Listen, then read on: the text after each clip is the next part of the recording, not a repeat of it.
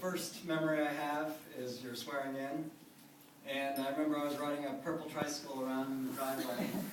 And I remember my mom coming up to me at one point and very seriously telling me not to run into the governor.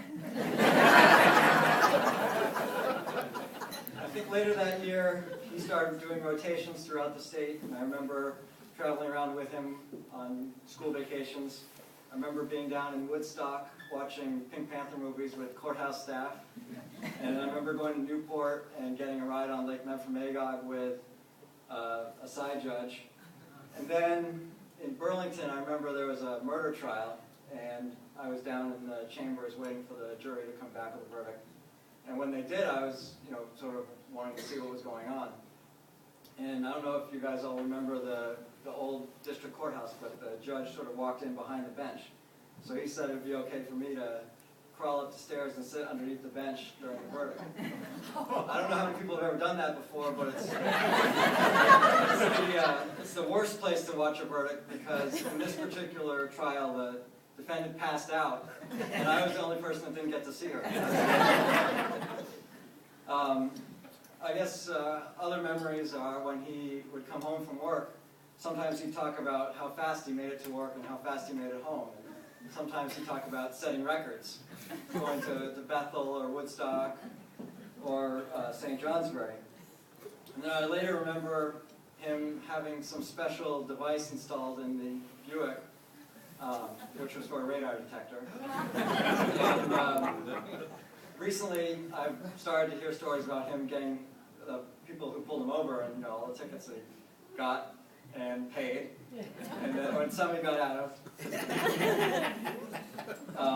So it's no surprise that in his last couple of rotations he was taking the bus to. Which is probably a good idea.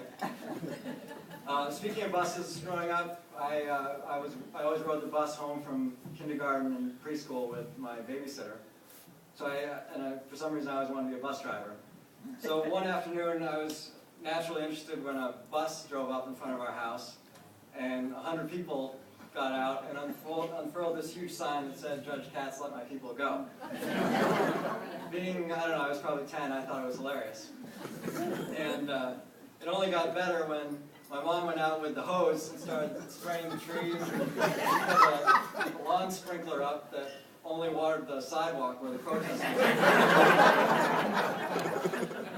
And then I think the next day a couple of rabbis came up from New York and were praying in front of the house next door to ours. I'm not sure what they were praying for, but I'm pretty sure that they got the wrong house. Speaking of things that happened at our house, many interesting things have happened. I've woken up in the middle of the night and seen police downstairs for search warrants. I think one of the most interesting things was I came home from school one day, and I remember sitting at the counter having Oreos, and a young couple came in, and they were actually getting married in my kitchen.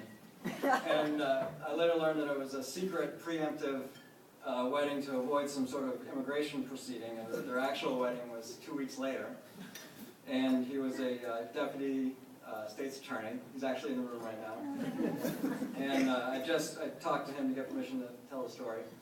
And his wife told me that before they got married, my dad said to her, "You realize in a few minutes you're going to be married to this guy?"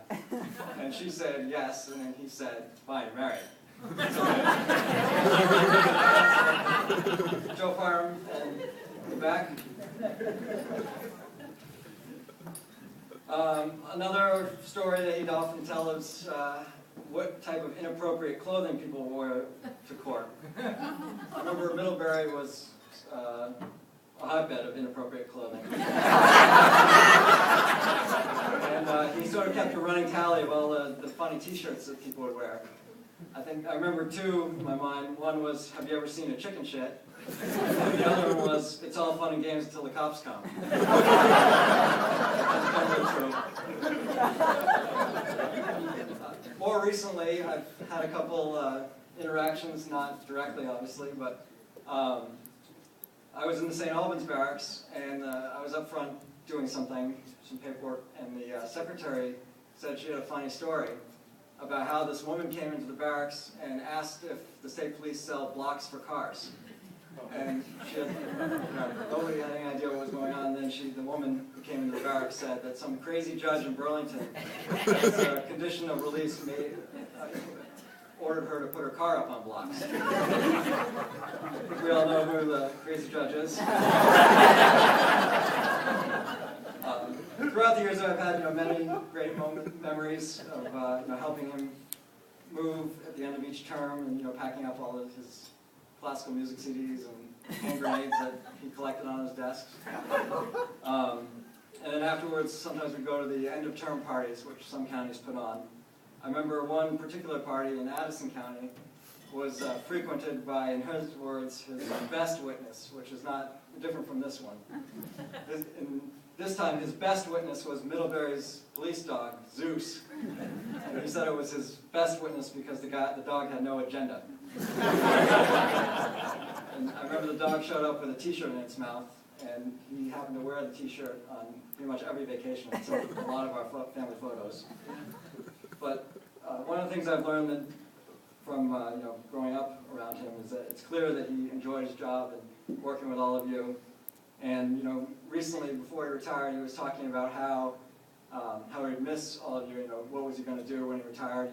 And he often said, when would he be able to see all of his friends? It's true. And I was thinking about all the things what he enjoyed most about being with all of you, and it's obviously his limerick competitions and mentoring law clerks, and baking for birthday lunches at the courthouse, and committee meetings and carpools. And it's clear that he enjoyed working with all of you. One last thing is when I turned 17, he said I could get my driver's license and he would let me use his Buick on one condition, and the condition was that he put his judicial plate on the car, and I guess he never used that before, but he thought it would be a good idea to put it on the car when I was driving it so that he could keep tabs on me, talk to all of you, and see how I was driving.